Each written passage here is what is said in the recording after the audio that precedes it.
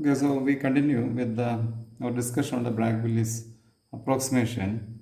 Here in this approximation, we introduce a parameter called the long-range order parameter.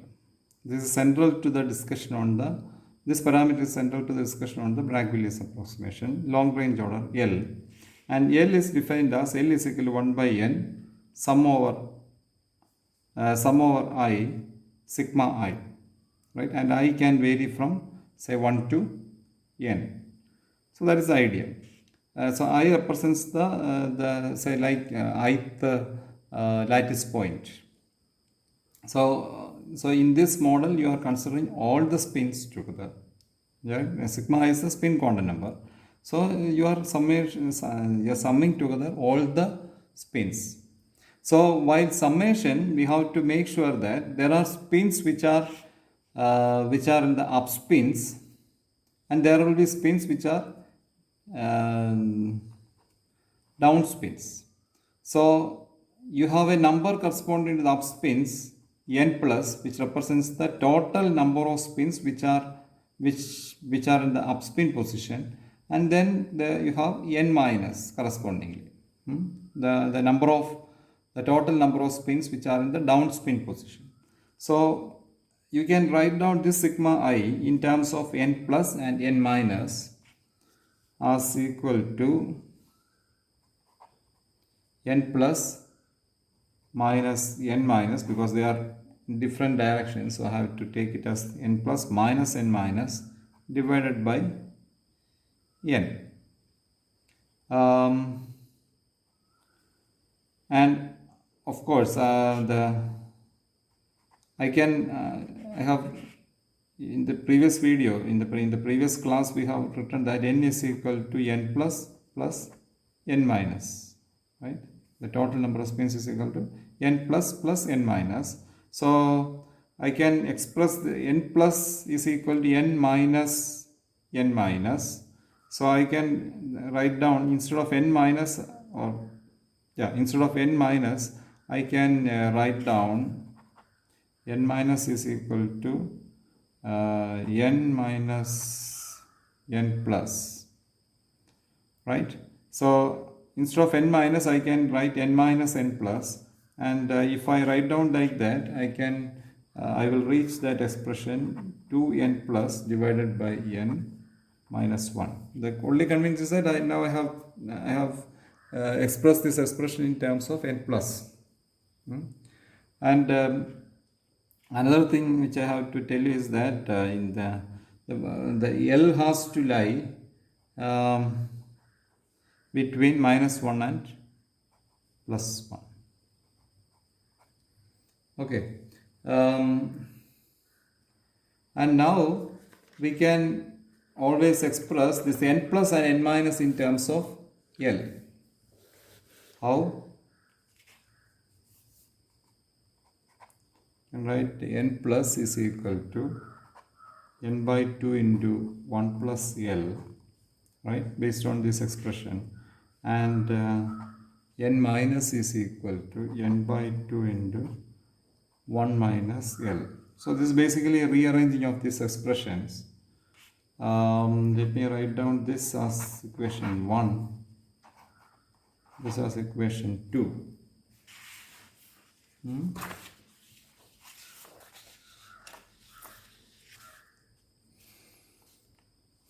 Now I can express, okay, let me write down here itself, express the magnetization. What is the magnetization? The magnetization means that I consider that there will be an effective magnetic moment. So for example, here the effective magnetic moment will be very high because all the spins are in an ordered state and they support each other, and effective magnetic moment will be huge. Whereas in this situation, they are in different directions, they are oriented in different directions, so the effective magnetic moment will be lesser. So how to express the effective magnetic moment? In this case, we can express the effective magnetic moment in terms of n plus and n minus because they are the ones who are going to decide the effective magnetic moment. N plus minus n minus into individual magnetic moments, the magnetic moment of one of the side, the mu. Normally we call as the magnetic moment, and this is the say magnetization, right? Magnetization M is equal to n plus minus n minus into mu.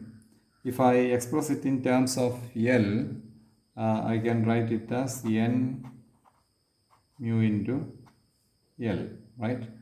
Because this is my definition of the L. N plus minus n minus is equal to NL. I can just substitute that over here and I can write this as N mu L. And of course, my M has to lie between N mu and minus N mu. Okay. Yeah. So basically, this equation 3 is telling that this magnetization is a factor which is dependent on my, or directly dependent on my long range order. This is a known fact, but this equation tells the genuinity of this introduction of this parameter L. The magnetization is proportional to the long range order. And for a completely random configuration, in a statistical situation, when we are defining within the regime of the statistical mechanics, right? I can only assume in a random manner that n plus will be equal to n minus, because there is no in the absence of any other external magnetic force acting on the system or any kind of mechanical system force, I can only assume that n plus is equal to n minus, right? So therefore, if in this statistical system, the expectation value of both L and M will be 0, because n plus minus n minus is equal to 0, and therefore the expectation value will for a statistical system left to itself will be L and M will be equal to 0. Okay. Earlier we have written an expression for the energy of this magnetic system based on the Ising model as H is equal to minus Jij sum over Ij sigma I sigma j minus mu b sum over I equal to 1 to n sigma I. So this was the expression which we already wrote in when we were discussing about the Ising model. You know the Ising model. Jij is the exchange interaction, and sigma I is the sigma I and sigma j. I and j are two nearby spins which does interact with each other, right?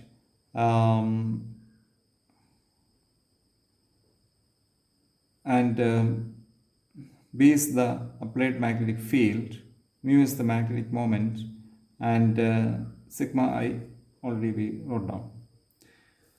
Okay, now I can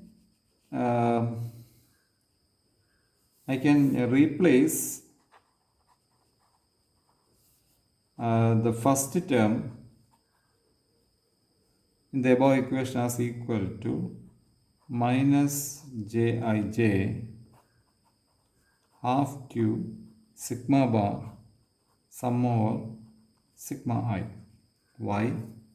Let me explain that to you. So if we consider that in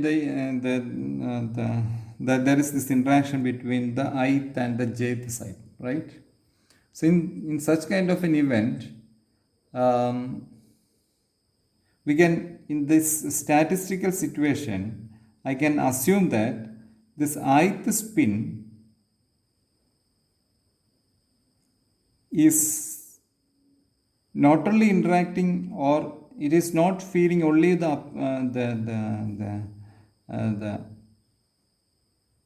field or the effect of its nearest neighbor, but of the whole lattice. This is what the central approximation, the central assumption, which is about the Bragg-Willis approximation. So here he consider a number called the sigma bar. So this sigma bar is the average spin value.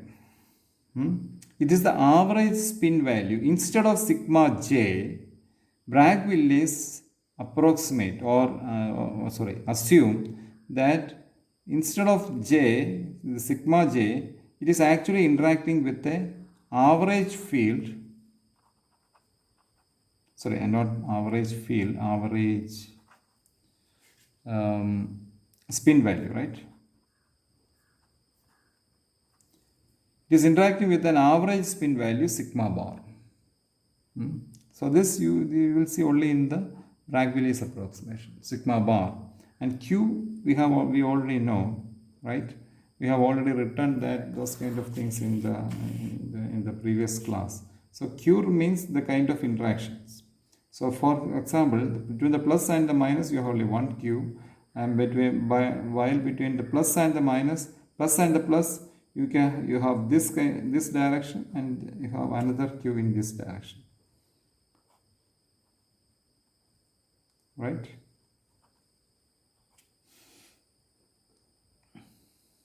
I have just represent only this one. I am not considering about this one. Okay, so that is the Q. The kind of extra interactions which are possible. So, and the half, because we wanted to avoid the double counting. So that is it. And basically now you will know that I can represent this as sigma bar now is equal to L bar.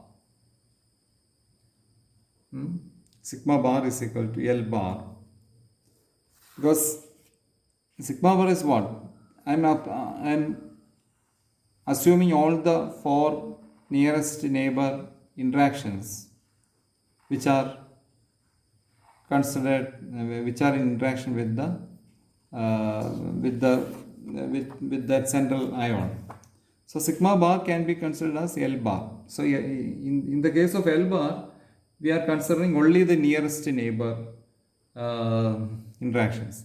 Whereas in L, so there is a difference between L bar and L. So in L bar, we are considering only the nearest neighbors. Here we consider the whole lattice. Okay. So sigma bar can be written to be equal to L bar, and therefore I can write E is equal to minus half Q j I j L bar into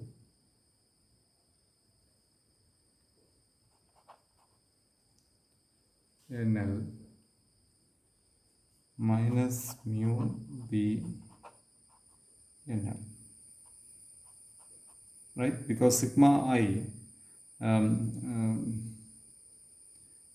where was the expression? Yeah, here mu B into sum over sigma I, right? Sum over sigma I can be represented as N into L.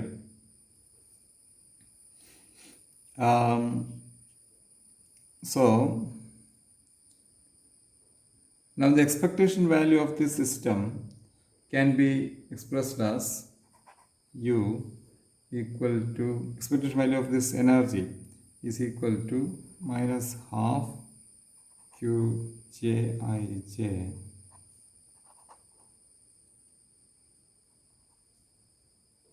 minus mu b n L bar.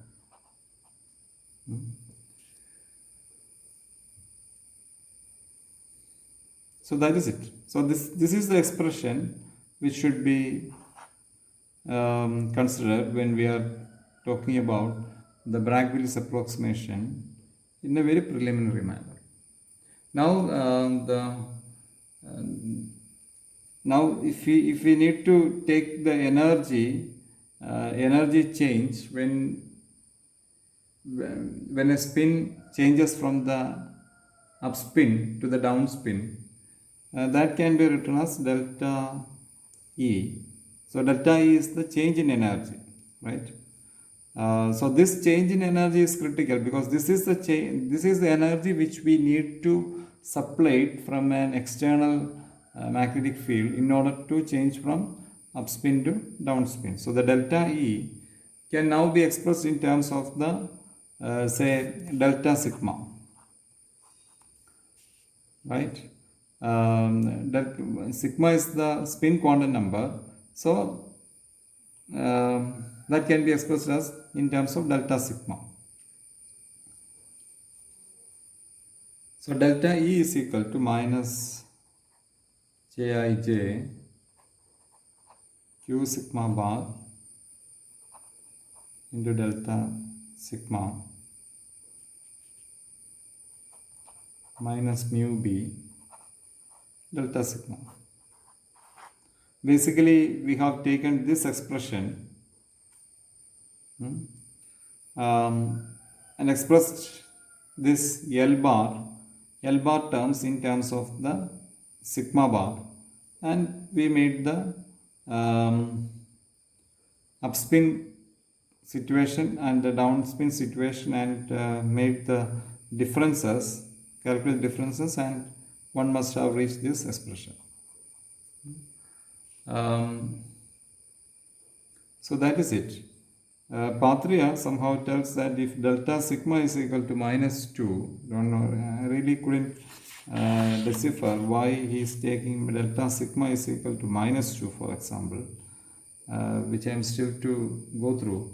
So delta sigma is equal to minus 2, my delta E will be 2 mu q j I j divided by mu sigma bar plus b.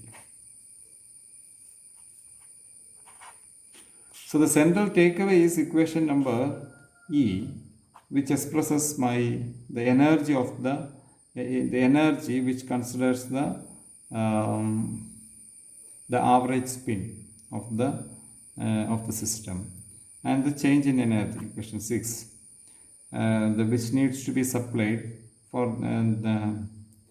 to transfer a system between upspin and the downspin. So these are the preliminary kind of views which can be discussed about the Bragg-Willis approximation.